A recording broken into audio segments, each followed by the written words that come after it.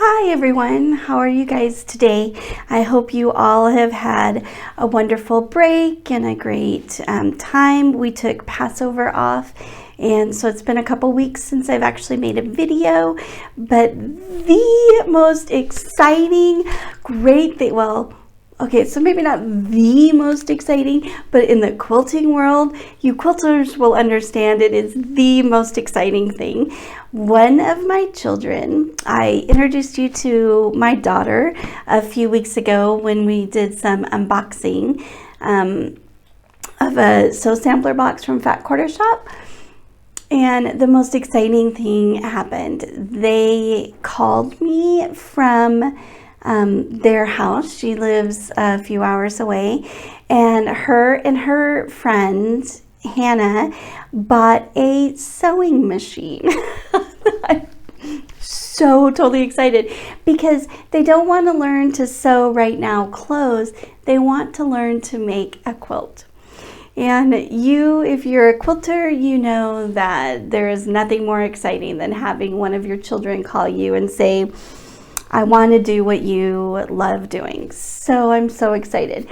But what she did ask, I tried to help her over the phone, her and her friend Hannah. I tried to help them make a straight cut to figure out where 1/4 of an inch out is on the sewing machine. I tried to help with some of the tension in the sewing machine was off, so I was doing all that over the thing. And then they called me back the next day and they said, listen, will you make some videos that show us so that we can keep watching them as we're going along? I know. There are lots of videos out there for beginning quilters. And they could just turn to those and they could learn from those. But wouldn't it be fun for me to to have them watch me teach them how to do a video? So I'm doing this for 2 reasons. One, to help other people. I really feel like there's not enough quilting videos out there. There's not enough. And I watch quilting videos all the time. I watch Arkansas Gals, I watch Fat Quarter Shop, I love Pat Sloan, I love, I don't know, there's just a lot out there that I watch, and it's wonderful. And I don't think there's enough. And what I might be able to teach you, somebody else might not have thought of. And what they're teaching, I might not have thought of to show you. So it's kind of a really exciting thing. So I had given my daughter, I had given her some OmniGrid ruler, similar to this one, a little smaller, and a 3-inch by, I don't know, 12-inch or 24-inch, I don't know, something like that, longer. I think it's 18 inches actually. But I'd given her one of those. I had given her a rotary cutter, an OmniGrid rotary cutter. I actually don't use the OmniGrid rotary cutters. I was going to do a video about some of the things that are not necessary for you to have to quilt. And so I started the video. I have to tell you a funny, I started the video and I had bought 3 rotary cutters because I wanted to be able to show the different types of rotary cutters that there are. So I thought to myself, there's one rotary cutter that I remember seeing when I did a shop hop in the United States, which a shop hop is where you just go, you have a list of stores that are participating and you go to each store and they have a block, and once you get all the blocks, it turns into one giant quilt. It's so much fun to do. My husband usually took the day off work and we would take one day and we would just go around and go to all the shop hops. Oh my goodness, it was so much fun and very overwhelming. Very, very overwhelming. And sometimes he would say, okay, well, we're going to be on a budget. And then we would go and, budgets, So anyway, it was a lot of fun. I loved it. But I remember seeing this one rotary cutter and I just thought, that is so ridiculous. I cannot believe that they're selling those. There are so many, it catered to people with wrist issues. And I just thought, in quilting, there are so many things that we do not need and we just waste our money on. So I knew when I was going to do these videos that I was going to order that one because I wanted to show how crazy things are. So my regular go-to one, and you can't see it now. You can't see it anymore because I've used this rotary cutter so much. This is a Ginger rotary cutter, and I love it. It fits my hand perfect. It's easy to open and close. I really like it. And so this has been my go-to one. I have used an Omni-Grid, which you don't have to open and close anymore. You just press on it, and the safety will automatically come out, and then when you let up, it automatically closes. That's a nice one, you know, but this has been my go-to. I really like how it fits. And then I bought the waste of money one. I thought, I'm going to preface this with I thought. So I got this. Here it is. It is a Markle. I think the brand is Markle. I will link it for you. I got it off Amazon. I will link it in the bottom. But it caters to people that have wrist arthritis and carpal tunnel and all of those things. And I love it. So here I was going to do a video for you of what a waste of money. And then I bought it and I took it out and I started using it, and I actually didn't use it correctly at first, and they have a video on their website. So I went to it. I'm like, ugh, I'm just going to waste my time, but I'm going to go to it. I had a few minutes waiting on one of my grandkids, and so I went there and I watched the video, and I came home and I used it, and I love it. And so now it's a very big toss-up. Whichever one I grab is the one that I love. I gave my daughter Alec the Omni-Grid one, and I kept these two, and I keep one at my sewing machine so that I can do quick cuts in between sewing, and then I keep this one here to do the big cuts most of the time. So anyway, I'm so glad you're staying with me in this video. It's a lot of fun to do these, so we'll see what happens. Then I gave Alex some practice material as well, and I said go home and practice cutting 2.5-inch strips, because almost no matter what quilt you make as a beginner, you know, there'll be 2.5-inch squares, 2.5-inch strips. 2.5 inches is just a normal size. You buy them in jelly rolls. You can buy them in mini charm packs. You can, it's just a very common size. So I told them to go home and practice that. So they struggled quite a bit. So here I am. I'm going to make a video on from the very beginning of quilting until you've made a quilt. So I'm not going to do all of that today. We're going to do step by step today so that you can practice. I hope that you do practice if you're new to quilting, and if you're not, I've learned by watching all of these quilting videos that you'll learn something from almost every video and every person. So I hope you learn something from me today. So the first thing I want to talk about is choosing your fabric. So you can go to the fabric store and you go, oh, this is so beautiful. This is so beautiful. One thing in the United States, remember, I don't live in the United States anymore. I'm in Israel. But in the United States, one of the things that is tough for beginning quilters to grasp, and I say it's tough because it was very tough for me to understand why I could go to my quilt store and pay, you know, $12.99 for a yard of fabric, and go to, say, one of the big box stores and see it for, depending on where it is, $5.99, $7.99, and if I had a coupon for one of them, it could even be half that price. It was hard for me to understand that there's quality in fabric, and there's quality in where you buy your fabric, because when a fabric maker makes fabric, it's kind of like food, you know, between organic, and you can buy an orange regular, or you can buy an organic orange. The organic orange is just going to be better quality. There's just no question to that. It's just better quality. They have less pesticides. They're, you know, whatever comes with organic. The same thing is with fabrics. There's different grades of fabric, and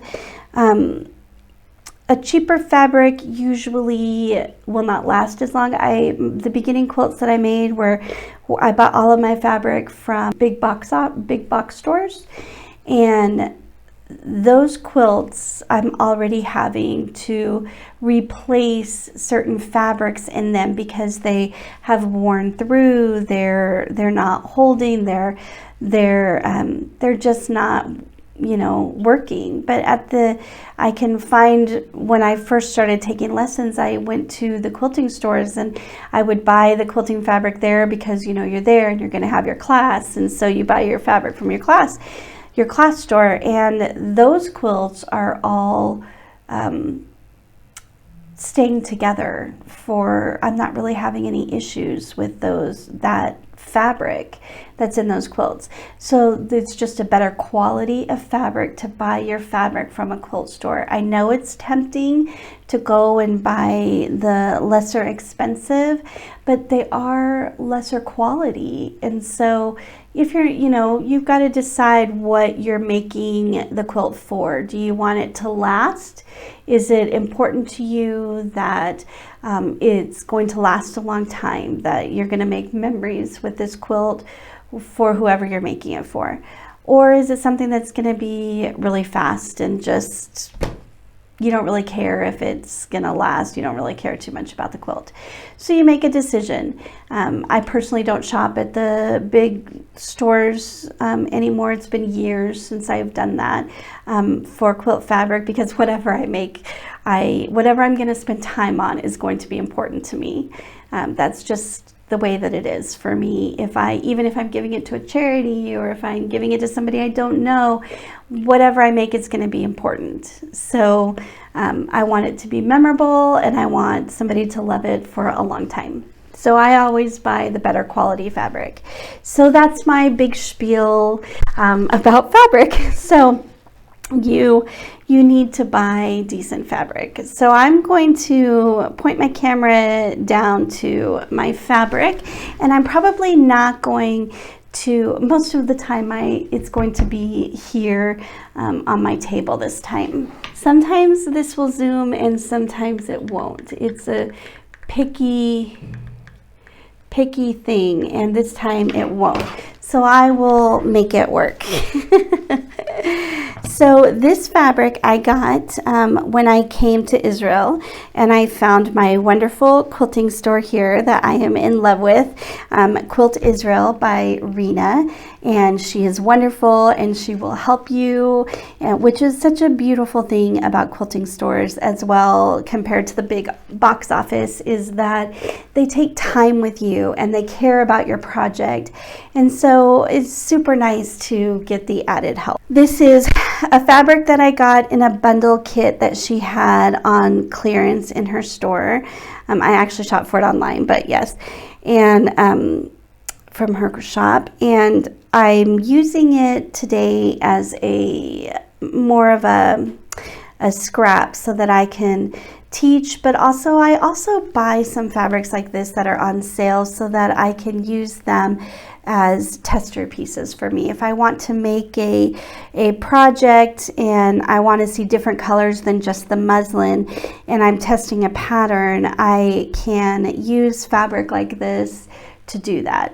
One thing you should know when you purchase fabric is you should pay attention to the orientation of your fabric, which is super important. This orientation is, if I were making this for a quilt for someone, I need to understand that it's going like this. So I'm going to cut this fabric a different way than my normal 95% of the time I cut my fabric because the orientation is going upwards. So pay attention to your quilting. You have to pay attention to the entire quilt if you buy a quilt that has orientation fabric. So right now I'm not going to worry about that because I don't really care about this piece at the moment. So the other thing to look at with fabric, I do something called starching. Some people have heard of it. Most people nowadays do not starch. They don't really iron their clothes, I'm learning. But I starch my fabric. Now, if you want a complete tutorial about people who are serious about starching their fabric, Kimberly from Fat Quarter Shop has done several tutorials about how she starches her fabric, where she takes it into a bathroom and she completely wets the fabric completely with starch, and then she will hang it to dry, and then she will iron it and fold it and set it aside for whatever she's quilting. I am not like that. I first of all, don't think that I have the patience to do that with all of the fabric that I use. I don't have the patience to wait, to be honest. And I also don't like ironing a huge amount. I do iron all of my quilts, of course, as I'm making them and stuff, but I don't want to do extra ironing. So I'm not really interested in that. But there are benefits to what she does. One of the benefits clearly is that your fabric is easier to work with because it's stiffer. The stiffness makes it sit still more whenever you're sitting it through the sewing machine, whenever you're pinning it. I mean, I see a lot of benefits to the way Kimberly starches her fabric. I just choose not to do that. Now, that being said, I do starch my fabric before I do it. I do what I'm assuming Kimberly would call a light starch. So I have this right here that I use a lot. This is a spray bottle, and it comes out in a mist, and I use a product, and I'm not seeing it on my table at the moment, but it's called Best Press. And I will find it and I will link it down for you. It's called Best Press. It is the best starch that I have found to use in my spray bottle. And this happens to be by Missouri Star Quilt Company, but you can buy extremely similar bottles everywhere. They're all over. I think every single quilt store has one of their own. Missouri Quilt Star has a daily thing if you go to their website that gives a discount, and this happened to be one of the ones that was on discount one day, so I grabbed it. So anyway, I spray down my fabric and then I iron it. So this is one method that I use a lot. And I also use this as I'm quilting it, as I'm piecing it, is a better way to say it. As I'm piecing it, I'm always starching as I'm going. It just makes a nicer finishing in the end. So the other thing here in Israel, I bought this. I have to pull this up a little bit. I bought this. Because I couldn't find, I used to use a quilt or a starch in America called Niagara, I think it was, and I can't find it here. But this is like almost it, but in Israel, and this comes with a trigger. When I bought it, my husband thought that I was going to like use this as a defense in my house. But no, this is a nice trigger. It's actually very comfortable to use. So if you can find one like this anywhere, it's actually very, very comfortable. It's a cheaper option if I couldn't find my Best Press.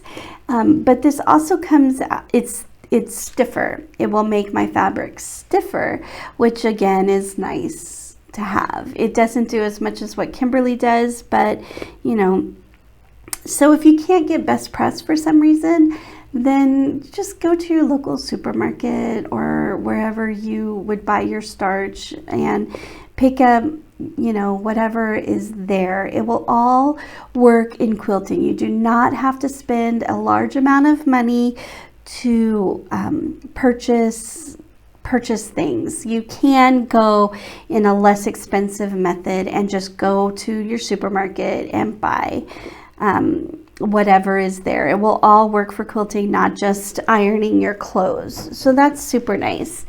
So that's my spiel about preparing your fabric. So when you go to cut your fabric, depending on your mat, because you need a rotary cutter mat. This is a self-healing mat. This is by Creative Grids, I believe. I know that it's by Creative Grids. So this mat is Creative Grids. I used to have this one over here. I used to have a big one. This is a green one. It is an Olfa. Olfa makes excellent cutting mats. I think that they made the only ones for a long time, and then Creative Grids came out with their mats next, which is a very nice mat. I had never had one before I moved to Israel, and so it's really nice. So you need your mat, you need your rotary cutter, whatever rotary cutter you choose, and you need a ruler. So I talked to you already in previous videos about rulers. I admitted that I have been a great big snob when it comes to rulers and the brand of rulers that I use. I've always used OmniGrid, love OmniGrid. They've been great rulers for me. Then I moved here, and at my local quilt store, she doesn't sell OmniGrid, and one of my rulers got cracked to where I couldn't use them on the trip here.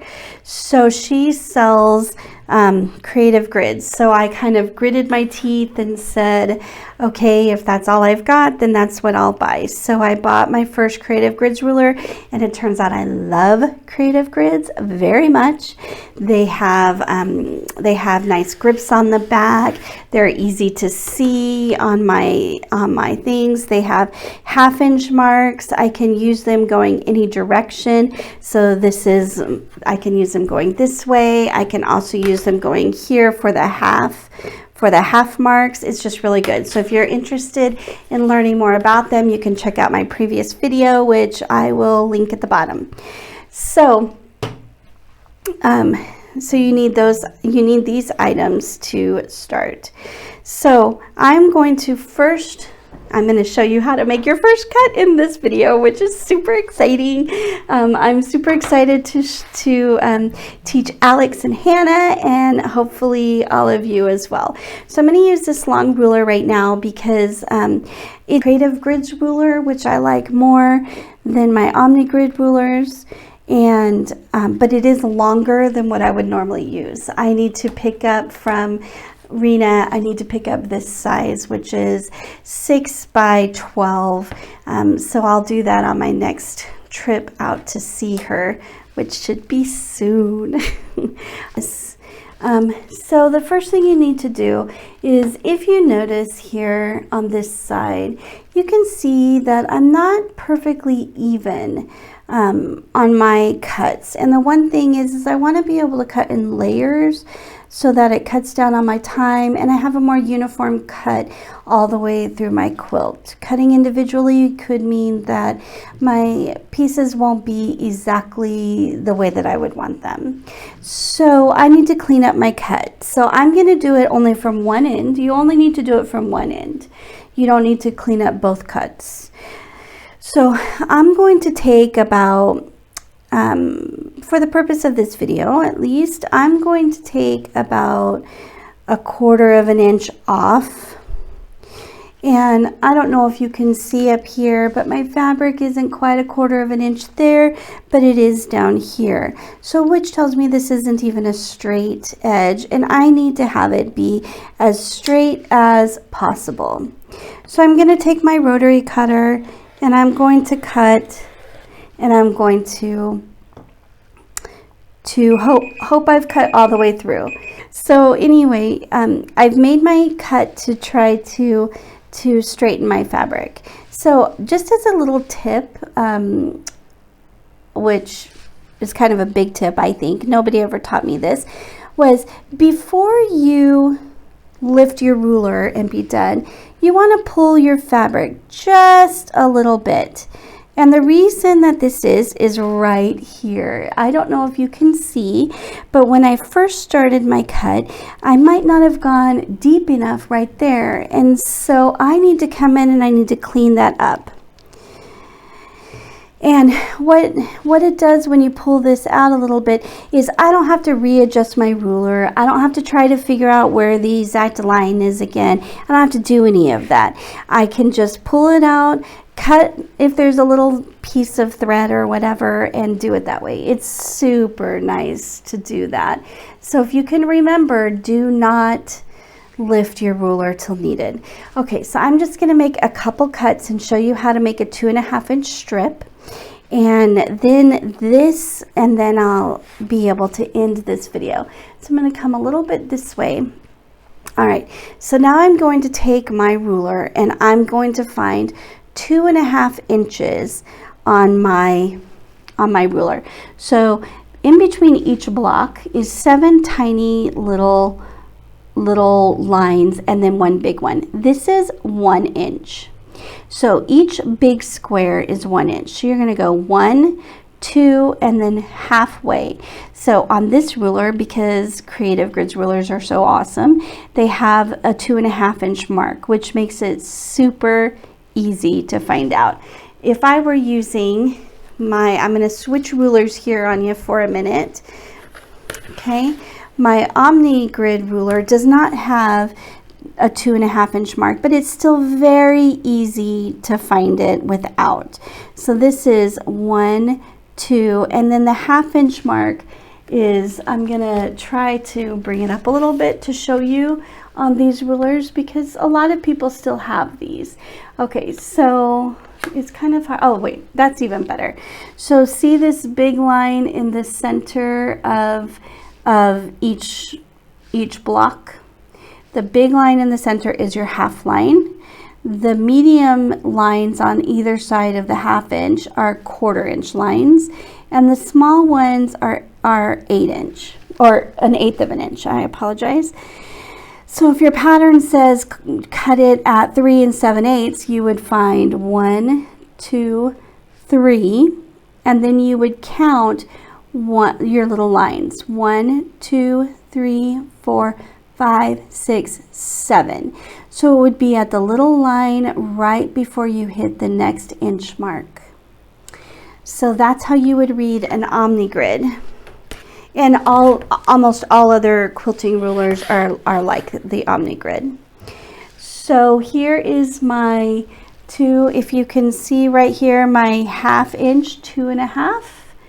I know that you can see my 2 line right there, and then a 1/2 inch. So then I'm going to take, at this point, it doesn't matter if your fabric is straight. I could cut it like this, and as long as I'm using my ruler to find my 2.5 inch line, it doesn't matter. You do not use the cutting mat as your lines. You only want to use your ruler. By using the cutting mat, a lot of times you can be way off. So here is my 2.5 inch right here.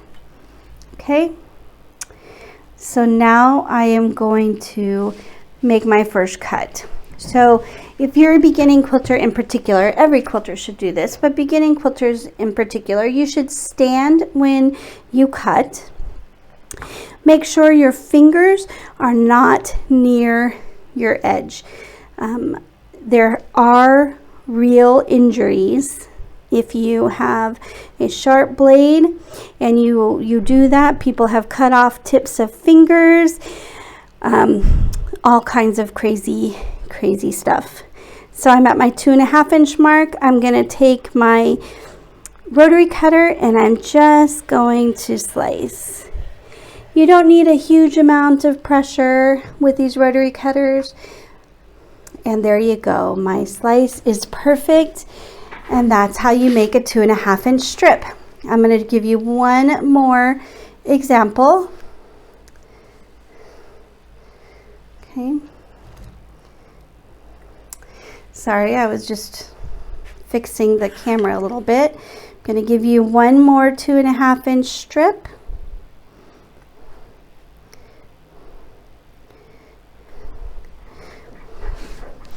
I'm going to stand up, make sure my fingers are back, and just, it's almost like butter cutting these.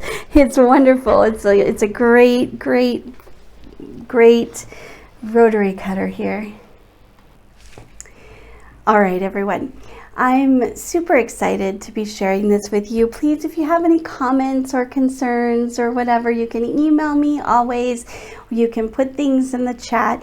I appreciate the emails that I've already gotten.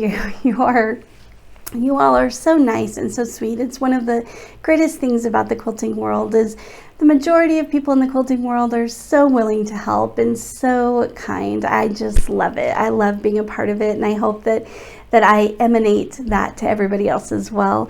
So thank you for watching my videos. There will be many more videos very quickly about quilting and from the very basics on up. I am loving what I do. So thank you so much for helping and supporting me in that. Please like my video. Please subscribe to my video. Please leave a comment. I appreciate them all, and I will try to get back to them. So you guys have a great day and start your quilting.